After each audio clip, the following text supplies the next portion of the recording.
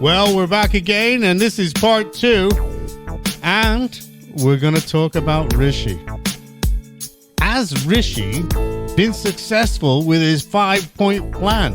I mean, I don't know. He's had so many rebrands during his period in office. I don't know whether he's had any success with anything. And you've only got to look at how many illegal migrants have come into the country. Mind you, that's a point of the reason why he's called the election, because he knows that those figures are going to go up during the summer. I bet he's begging for dissolution. Here we go. All right, well, in answer to your question, has Richie been successful with his 5-point plan? No.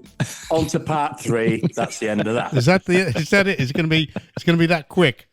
Going to be that quick. Fill it out, aren't we? Should we fill it out a little bit? Yep. Okay. Well, let's fill it out with the 5 points. Mark, do you wish to elucidate? Go on then. So we'll start with number 1, half inflation. It depends what type of inflation you're looking at, really. I think he's looking at the consumer price index, hasn't he? Which is, it's fallen. Not quite to the target the Bank of England wanted, but it is less than half. Well, that target's 2%, isn't it? The Bank of England are asking for. Yeah. But I'm not so keen to hand him a win on this one. Core inflation's obviously been slower. You've got food and drink, which is still around 7%. Private rentals have continued to soar. Now, the problem with this is you've got like the hotel and restaurant sector, which, due to the minimum wage, they pass that cost on to the consumer. So therefore, that's still not. I think that actually rose. So although he's saying this, it's not quite the true picture. And to be honest, it's not really in his hands, is it? So he can't take full credit for this at all. So I think this is probably the only one he can really say he's done, but I'm not so sure. I'm not going to give him that one. Yeah, I'll say on that one, I'll say partial fail, because some of this is out of his hands and some of it is not coming down. But go on, Gazelle. Yeah, I actually seen a meme the other day, because I like my memes, as you know. Yeah. And it was Mr. Columbo speaking to Richie. And he said, I think I see, Mr. Sunak, that you said that it's the complete fault of the banks that inflation kept going up and up and up. And now you're saying that you're claiming credit for bringing inflation down, Mr. Sunak. How can both of them be true? And I like that. That actually brings everything into perspective. Especially questions like that. There's no better detective than Mr. Columbo. Go ahead, Stats. See, some of it's come down because gas and electric has come down. Well, that's got nothing to do with him, really, has it? No. Well, no. That's, he's pretty big on the corporate side, behind the scenes. No, inflation goes up. Mate, when you've got wars and things, it's out of his hands. The war. It's nothing, Wars and shortages and this and that and whatever, and then all the markets react in different ways. Claim credit. He's grabbing at straws because he's got nothing else. Okay. So I think this was his best one of saying, yes, I've done this one, but no, as I say, I'm going to give him a partial failure on that one. Some of it's coming down. It's complicated. You can't just say, yeah, inflation's down. It's just not that simple. It's way more nuanced. Okay. Yes. And we could go into more detail, but I mean, do you know that minimum wage thing? Actually, I've warned about that in the past. I said, you can't keep increasing the minimum wage because small businesses are going to really struggle to pay this. The Greens you mentioned in part 1 want to whack it up to £16 an hour. Yes. Well, I'm going to go for the Greens now. No, but what's going to happen is small businesses are going to, if it keeps going up, no, they can't afford it. They're going to keep passing it on to the customers, and therefore that inflation is never going to go down, is it? It's going to keep rising. So no, he's not having that one. Number 2, growing the economy. Has he managed to do that? I don't think so. I don't think so at all. The intentions might have been good, but his version of growing the economy is vague, to say the least. Go ahead, If Stats. he was a gardener, he couldn't grow a geranium. Is your name Stats?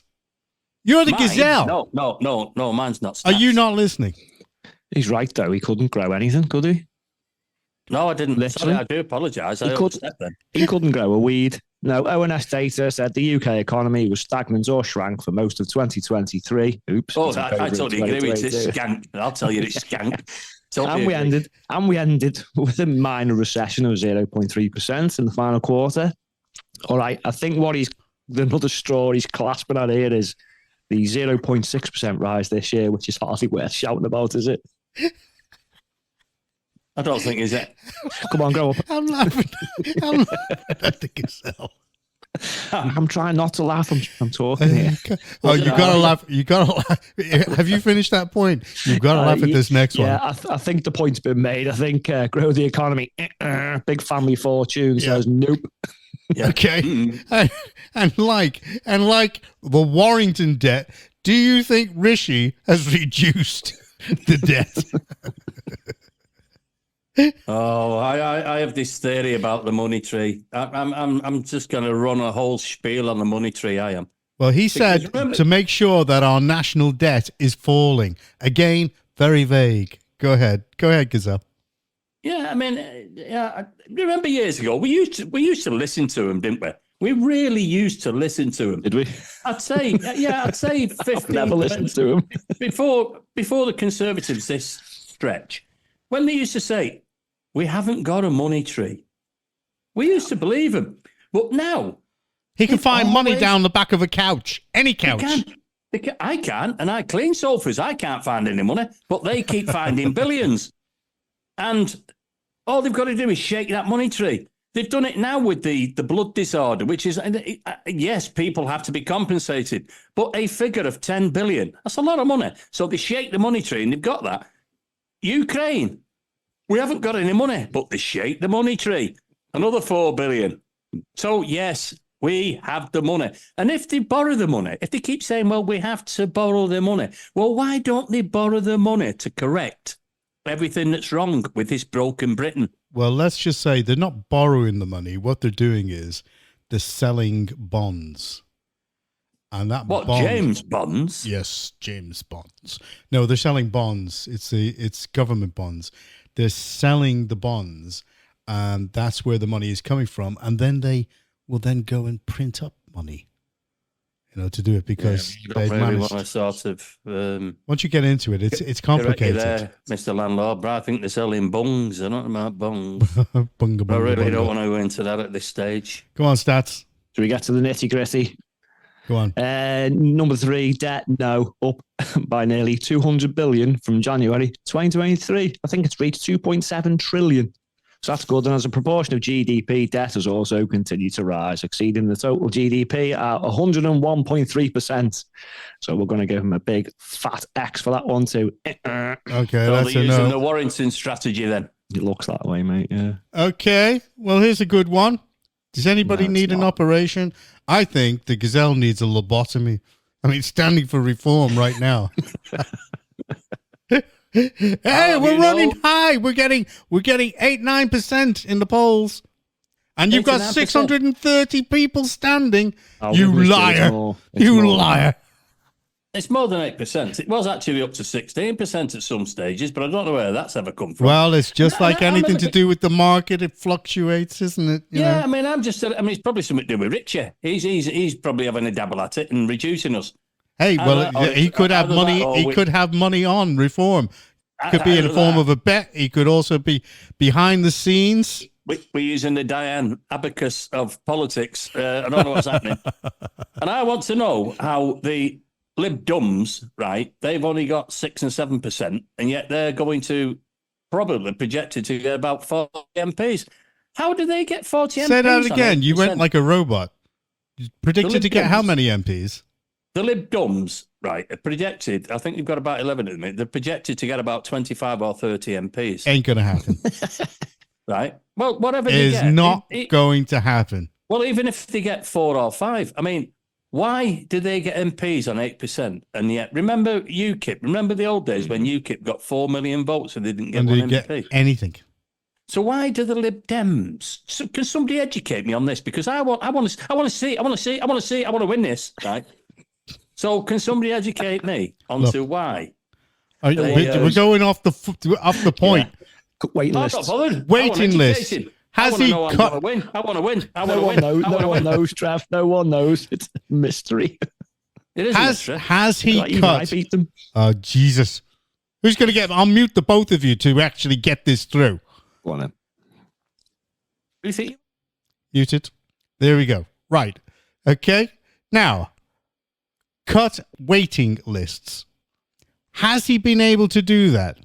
That's all we need to know. Now I'm going to unmute you. All right? There you go. Are we even Can't mute? tell you we're muted. Didn't say mute. No, he hasn't. Do you want to know why? Because he's useless. No. I'll tell you why he's right. not cut waiting lists. I'll give you one example. Warrington. Yeah. When I stood in 2016, did I tell you I stood for Parliament before? When I stood in 2016, it was 100,000 people in north and south of Warrington. And now it's 217,000. And we still have the same hospital. So with my simple mathematics on the back of a cigarette package, I work out that that's double the population with the same hospital. That's why we've got a waiting list. Well, Stats is going to confirm some figures. Go ahead, Stats. Go ahead. Yeah, as of March 2024, 4.5% higher, which is 300,000 than when Sunak pledged to cut weight in January 23. But it's actually worse than you think. Around a third of those cases have been waiting for more than 6 months. Jesus. And children's waiting times are even slower to improve. So I'd say another fail there, Rishi. It's not looking good, is it? That's no good. I mean, I'm not a betting man, but it's not looking good for him, is it? All right. Well, there you go. No, this is not a knock, Rishi. The best one's next. You got to think about what's coming. What's coming to replace him? Because you know God. it's probably going to be the lesser of two evils, but only for the honeymoon period when everybody thinks, what's going on? Just going off into tangents again. Did anybody see the speech that Starmer gave today? It was about the working people, the working people, the working people, the working people, the working people, the working people. Now, what about those on benefits? What about the people that have disabilities? He didn't mention any of those in this hour speech. Doesn't care anymore. It was all about the working people. Yep. Yeah. Is that the working class? Is that because he's a little bit sort of paranoid because he is a knight of the realm? Indeed. Who is running the working man's party of Great Britain? Yep. A knight of the realm. The end. Right. Okay. Well, let's go on to the final point because the bell has been called. Has he managed to stop the boats? He couldn't stop a bus, John, to be honest. No. Hasn't happened, has it? No, he hasn't stopped the boats because he's got a dinghy company in France. In fact, if you look at the trajectory on the You're graph, saying that our Prime Minister until Thursday has got shares in all the boats that are being surprise made. me. Wouldn't that be crazy if that were true? That would just be unbelievable. How many MPs have got shares in the companies that are actually making the rubber dinghies for these people to come across? One of them's bound to. No, this is another fail. And one thing that is puzzling me, he's saying, immigration's down. Right, we'll just park that to the side a minute, Rishi, because you said you're going to stop the boats. You're going to stop the boats. No, you look at the trajectory of the graph, and it's on around about the same line as the other years, apart from it's a slightly little bit higher. So it could be more. And if he wants to go on the whole immigration's down thing, then he's talking nonsense. Because the revised figure last year stuck an extra 150,000 on top of it. So if you do that to the figure they've just released, no, it's not down, mate. Well, in that case, then he's failed on all 5 of his pledges. It's a shame he didn't have number 6, social cohesion, because he'd have definitely failed on that one, because this country's falling apart, isn't it? But maybe this is for another cast. It's no good. It's no good. So what are we saying? 1, 2, 3, 4, 5. Rishi's took a dive. 5, 4, 3, 2, 1. Do you know he's really shot himself in the foot with these pledges, hasn't he? He should have just kept his mouth shut, and said nothing. And said nothing. Yeah, should have just said, I'll try my best.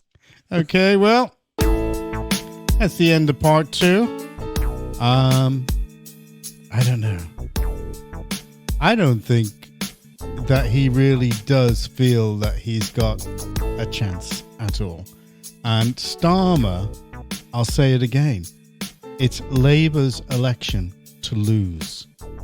There's going to be so much stifling of bad news stories from Labour right now. And I think because the lamestream know that they're going to get in, the lamestream are going to aid and abet. In my Well, opinion. I think I could make Richie feel a little bit better because it wasn't as bad as Ed Miliband's 10 Commandments when he put in stone, was it, I suppose? No. But at least he tried.